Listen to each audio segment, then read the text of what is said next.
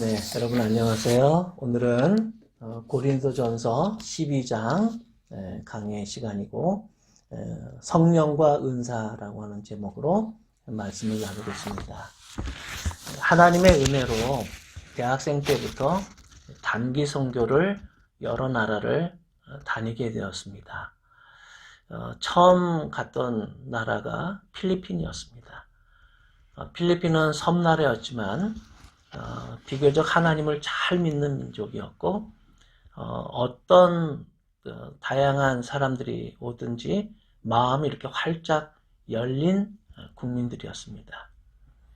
그 다음에 갔던 나라는 홍콩이었는데 홍콩은 아시아에서 상당히 발전된 문명 국가였음에도 불구하고 홍콩의 모든 아파트마다 모든 빌딩들, 모든 상가들, 첨단 백화점에도 이렇게 우상, 조그마한 스피커 크기의 신당들을 다 모시고 사는 모습을 봤습니다. 종교성은 많지만 그 종교심에 비하여 어떤 분이 참 신이신지 그러한 것은 대단히 안타까움을 자아냈습니다. 그것은 일본도 마찬가지였습니다. 아시아에서 가장 잘 산다고 하는 나라 일본이 얼마나 많은 우상들을 섬기고 우상에게 끌려다니는지 국민들의 숫자보다 그 우상의 종류가 훨씬 많았습니다. 도쿄뿐만 아니라 오사카 그리고 교토라고 하는데 나뭇가지 하나에 사람들이 수천 가지의 소원을 달아서 이렇게 쪽지를 매달아 놓고 비는 것을 보았습니다. 참으로 두려워하고 불안에 떨면서 복은 받고 싶지만 어떤 분에게 절을 하고 어떤 분에게 기도를 올려야 할지는 모르는 일본 사람들의 그 방황하는 영혼이 그대로 느껴져서 일본을 위해서 굉장히 기도하게 되었습니다. 근데 이것은 중미도 마찬가지였습니다.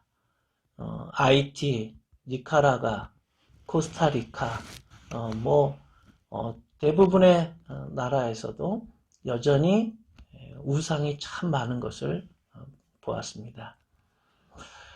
IT의 우리 정광성 교사님은 그 부두교가 많은 그 산간 지역에 가서 예수 그리스도의 사랑과 복음을 전하면서 우리가 진정 섬겨야 할 분, 진정 기도드려야 할 분은 살아계신 예수 그리스도, 우리 하나님, 여호와 하나님 한 분임을 그 사람들에게 증거하고 있습니다. 이것은 대단히 중요한 문제입니다.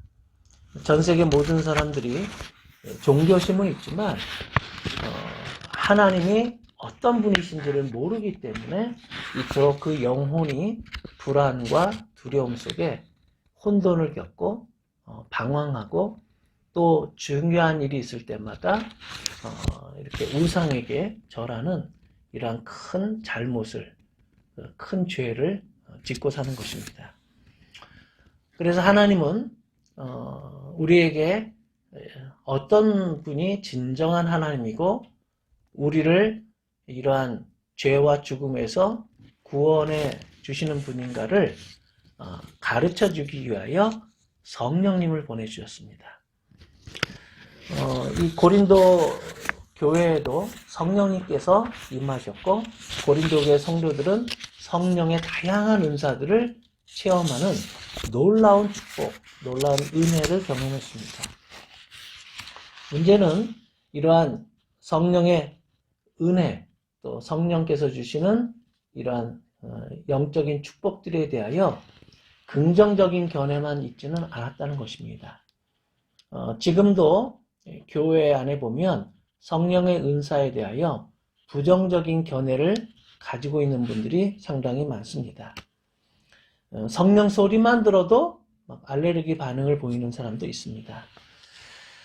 그러나 성경은 데살로니가전서 5장 19절에 성령을 소멸하지 말아라 라고 분명하게 말씀하고 있습니다. 일부 성도들은 성령은 광신주의자들이나 매달리는 것이지 건전한 신앙인은 그런 신비한 것에 집착하면 안 된다 이렇게 생각을 합니다. 예수님을 믿어도 점잖게 상식적이고 합리적인 사고를 추구하자, 유별나게 믿지는 말자 하는 견해가 우세한 것입니다. 이러한 한국인의 심성에 비교적 잘 맞은 교파가 장로교였던 것 같습니다. 장로교는 상당히 건전하고 또 상식적이고 합리성을 강조하면서 또 하나님의 신비로운 영역도 인정해 주기 때문에 한국의 전 국민들 가운데 약 절반은 장로교인인 것은 이러한 종교 분위기와 잘 맞아 떨어진다고 말할 수 있습니다. 그러나 성경에 보면 이렇게 초이성적인 부분을 많이 언급한 것이 사실입니다. 예수님이 태어나실 때도 동정녀 몸에서 태어나셨고, 또 예수님이 행하시는 사역도 인간의 이성을 초월하는 놀라운 기적들로 가득하고, 또 예수님의 죽음 후에 부활도 우리 인간의 이성으로는 납득하기가 어려운 일입니다. 삼위일체 하나님이 한 분이시다. 이 삼위일체 교리도 우리 인간의 이성으로는 이해하는데 어려움이 있습니다. 반면 두 번째 견해는 이러한 성령의 은사에 대하여 상당히 긍정적인 견해를 가진 신앙의 형태가 있습니다. 성령님 하면 무조건 사모하고 성령님께서 주시려고 하는 모든 선물이라면 무엇이든지 다 받겠다고 하는, 그래서 이산저산 기도원마다 찾아다니면서 성령의 은사를 달라고 이렇게 간절히 매달리는 그런 분들이 많은 것도 사실입니다. 또 지나치게 사모한 나머지 그저 병에만 걸리면 치유 집회, 성령 집회, 뭐 성령 사모 부흥회, 성령의 기적, 성령 세미나 이런 것에 무조건 찾아다니는 사람들이 있는 것도 사실입니다. 그러나 오늘 이 고린도서 12장에 보면 사도 바울은 이러한 극단적인 두 견해는 바람직하지 않고 또 형제 자매 여러분, 신령한 은사들에 대하여 여러분이 모르고 지내는 것을 나는 바라지 않습니다. 여러분은 이리저리 끄는 대로 말 못하는 우상에게로 끌려다녔습니다 하면서 이러한 우상은 무엇인지, 또 성령의 은사는 어떤 것인지 바른 분별력과 이해를 갖기를 원한 것을 볼 수가 있습니다. 자, 그러면 왜 우리는 이러한 문제를 알아야 할까요? 이러한 신령한 문제에 대하여 모르면 하나님을 섬기지 못하고 도리어 우상에게 질질 끌려다니기 때문입니다. 뭔가를 열심히 섬기기는 섬기는데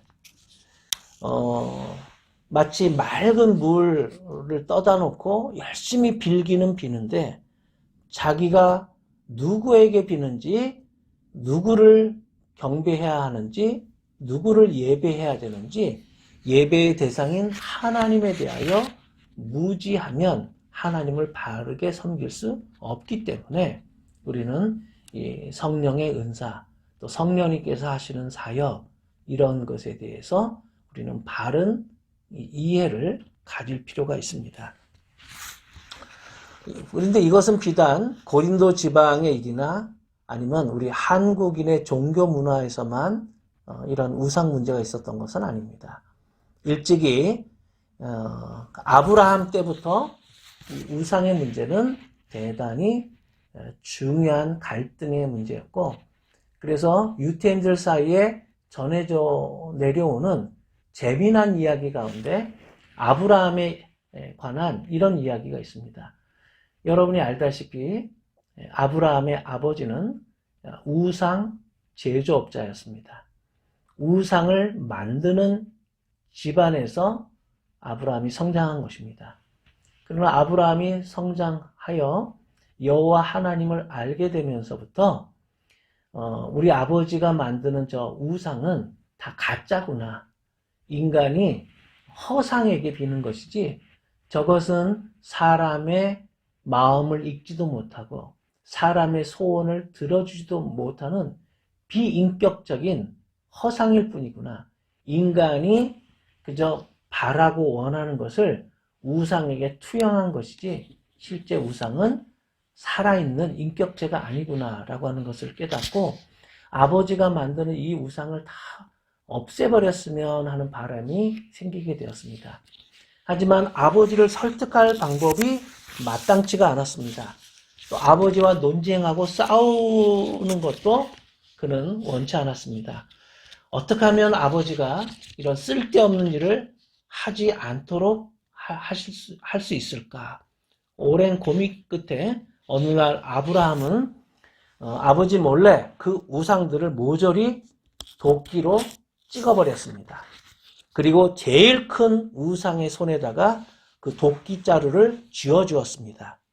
다음날 아버지가 창고에 갔다가 난리가 났습니다. 누가 이 짓을 했느냐? 노발대발했습니다. 그러자 아브라함이 나서면서 아빠, 아마도 저 제일 큰 놈이 했겠지요? 저 대장 놈이 다른 놈들 다 말 안 들으니까 모조리 도끼로 때려 부셨나 봅니다. 이렇게 얘기했습니다. 그러자 아브라함의 아버지가 어이없다는 듯이 말했습니다. 야 이놈아, 이 우상이 어떻게 그런 짓을 할 수 있느냐? 그래요 아버지? 그렇게 말도 도끼질도 못하는 우상은 아버지 왜 뭐하러 섬깁니까? 이렇게 아버지한테 얘기해서 그 아버지가 뉘우쳤다 하는 내려져 오는 전설이 있습니다. 말 못하는 우상에게 끌려다니는 이러한 잘못을 더 이상 반복하면 안 된다 하는 그런 교훈적인 이야기라고 할 수 있습니다. 고린도 교회, 또 고린도 지방, 그 해안 도시고 상당히 문물, 교역이 활발하고 경제적으로 부유했지만 영적으로는 대단히 빈약해서 우상을 많이 섬기는 그러한 도시였습니다. 그래서 하나님은 이 고린도 교회 성도들을 불쌍히 여기셔서 성령의 역사가 강하게 일어나도록 했고 고린도 교회 성도들에게 성령의 은사를 많이 부어주셨습니다. 하지만 이게 성경적이냐, 이것은 무엇을 의미하느냐, 이것을 깨닫지 못해서 고린도 교회 안에는 수많은 분쟁과 싸움이 끊일 날이 없었습니다. 내가 이해할 수 없는 신비로운 일들, 또 막 방언도 하고 하는데 도대체 이것이 무엇을 의미하는지 이걸 바르게 해석을 해줄 사람이 없었던 것입니다. 사도 바울은 이렇게 영적인 고민에 빠져 있는 고린도 교회 성도들에게 아주 자세하게 그리고 차분하게 이런 성령의 은사들에 대하여 설명을 해주고 있습니다. 자, 그러면 우리가 정리합시다. 성령님께서 우리에게 오셔서 하시는 일이 무엇일까요? 다양한 일 가운데 가장 중요한 일이 여러분 무엇이라고 생각하십니까? 성령님께서 하시는 중요한 일들 가운데 우선 가장 중요한 것은 예수 그리스도가 누구냐 하는 바른 이해를 갖도록 도와주시는 분이라는 것입니다. 예수님이 누구시냐? 예수님은 살아계신 구세주요, 또 하나님의 아들입니다.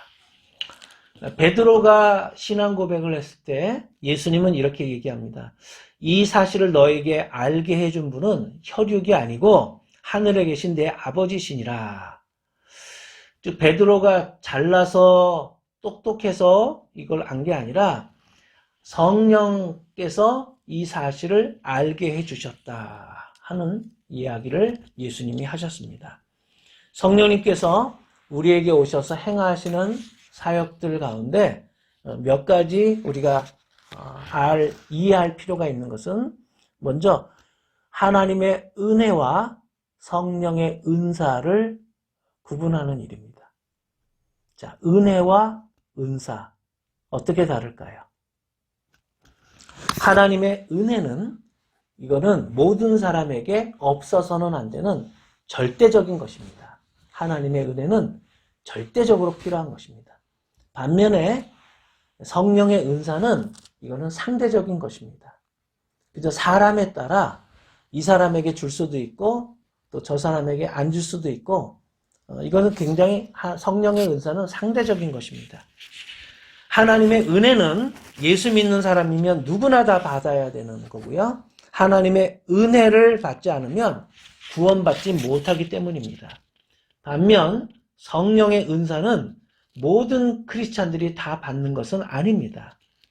하나님의 은혜가 보편적인 것이라면 성령의 은혜는 특혜적인 것입니다. 그래서 성령의 은사는 특별한 사람들에게만 주어지는 것입니다. 병 고치는 은사라든지 또 방언의 은사라든지 이런 은사는 특별한 사람에게, 또 우리가 모든 사람이 다 피아노를 잘 칠 수는 없지요. 모든 사람이 그림을 잘 그릴 수는 없습니다. 즉, 이 성령의 은사는 재능과도 관련이 깊은 것입니다. 하나님의 일을 잘 감당하라고 주시는 것이 은사입니다. 교회에서도 이 재능이나 은사가 많은 분들이 있으면 그 재능을 가지고 귀하게 쓰임받는 것과 같습니다. 또 교회가 인정도 해주고 또 귀하게 여기는 것도 사실입니다. 그래서 첫 번째는 하나님의 은혜와 성령의 은사를 구분해야 되는 거고요. 두 번째는 성령의 주도권을 인정해 드리는 일이 필요합니다. 11절을 다시 한번 읽겠습니다. 이 모든 일은 한 분이신 같은 성령이 하시며 그는 원하시는 대로 각 사람에게 은사를 나누어 주십니다. 즉, 내가 달라고 하면 때 쓰면 주시고 때 안 쓰면 안 주는 그런 것이 아니라, 성령님께서 주도권을 가지시고 필요한 사람에게 필요한 은사를 주신다 하는 것입니다. 내 힘으로 되는 것은 아니고 성령님께서 알아서 하시는 일인데, 이 성령님의 이러한 주도권을 우리는 존중하고 겸손한 자세로 성령님을 의지해야 하는 것입니다. 또 성령님은 우리 마음의 동기를 늘 살피시기 때문에 우리가 하나님을 위하고 교회에 덕을 끼치려는 그러한 동기를 가지고 성령님의 은사를 사모해야 된다는 사실입니다. 자, 세 번째는 은사의 다양성을 인정해야 된다는 것입니다. 은사는 다양한데 비교하다 보면 서로 싸우고 문제가 생기는 것입니다. 공동체를 하나 되게 하도록 힘써야 되는 것입니다. 하나님은 우리 각 사람이 개성 없는 유니폼을 입는 것을 기뻐하지 않으십니다. 다양한 색깔, 다양한 성격, 다양한 맛을 가지고 사역하도록 하시는 분입니다. 하나님은 획일성을 좋아하시다기보다는 하나님은 다양성을 좋아하시고, 어떤 나라도 보면 우리가 이렇게 사회주의 국가, 공산주의 국가 보면 똑같은 옷을 입는데 이것은 비성경적입니다. 오히려 이렇게 다양한 민족, 다양한 개성, 다양한 혈색, 이런 다양한 언어, 이런 다양성이 성경적이고 하나님께서 기뻐하시며 이 다양성을 존중하는 사회가 성숙한 사회라고 말할 수 있습니다. 그런데 우리가 미숙하다 보면 내가 가진 것만을 귀하게 여기고 상대방이 가진 것에 대해서는 소홀히 여기는 것이 문제가 생깁니다. 그래서 7절에 보시면 각 사람에게 성령을 나타내 주시는 것은 공동 이익을 위한 것입니다. 공동 이익을 위해서 이렇게 다양한 은사를 주신다 하는 것입니다. 네, 오늘 하나님의 말씀을 이제 결론 맺겠습니다. 우리가 하나님 앞에서 하나님의 은혜를 우리가 다 받았고 개인적으로는 각자 성령의 은사들을 받았습니다. 가르치는 은사를 받기도 하고 찬양자라는 은사를 받기도 하고 또 어떤 사람은 글을 잘 쓰는 은사를 받기도 하고 어떤 사람은 어려운 사람을 잘 도와주는 은사를 받기도 하고 또 고난을 당한 형제 자매의 이야기를 잘 들어주는 귀한 은사를 받은 분들도 있습니다. 우리는 내가 하나님 앞에 받은 은사가 무엇인지 돌아보고 우리는 혹시 내가 성령님을 의지하지 않고 내 힘으로만 하려다가 실패하지는 않았는지 우리는 우리 각자 자신의 삶과 사역을 돌아볼 필요가 있습니다.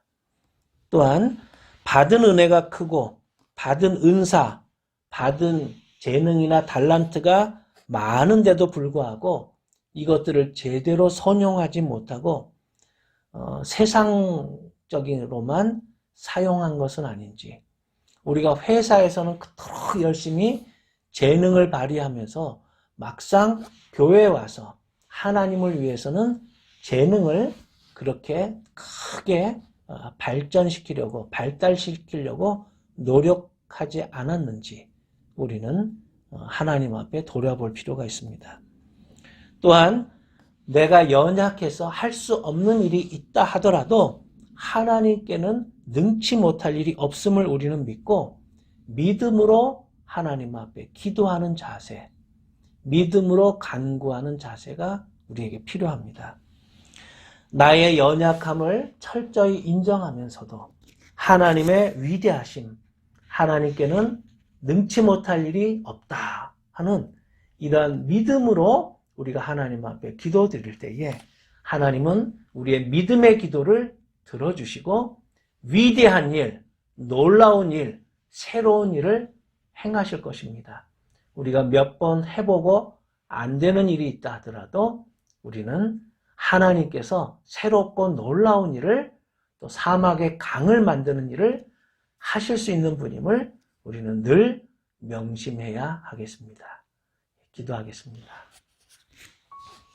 하나님, 저희들을 사랑하여 주시고 또 저희들에게 구원의 은혜를 주셨을 뿐만 아니라 또 하나님의 영광을 위하여 교회를 위하여 또 선교를 위하여 저희들에게 각자 다양한 성령의 은사들을 주신 것을 기억하고 감사드립니다.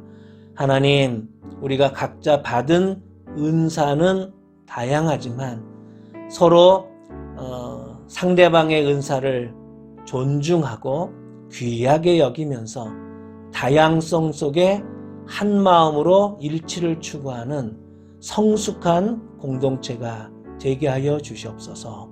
하나님, 교회가 작다고 하여 믿음이 위축되는 일이 없게 하여 주시고 하나님은 교회 규모의 사이즈에 상관없이 언제나 위대하시고 놀라운 일을 행하신 분임을 믿고 믿음으로 간구하며 감사함으로 아뢰게 하여 주시옵소서. 저희의 기도를 들어주시고 가장 좋은 곳으로 응답해 주시며 우리의 영적인 문제를 성령님께서 캐치하여 주시고 해결해 주시고 인도해 주시니 고맙습니다. 성령 하나님, 저희들을 이끌어 주시고 동행해 주시니 감사합니다. 예수님의 이름으로 기도드립니다. 아멘.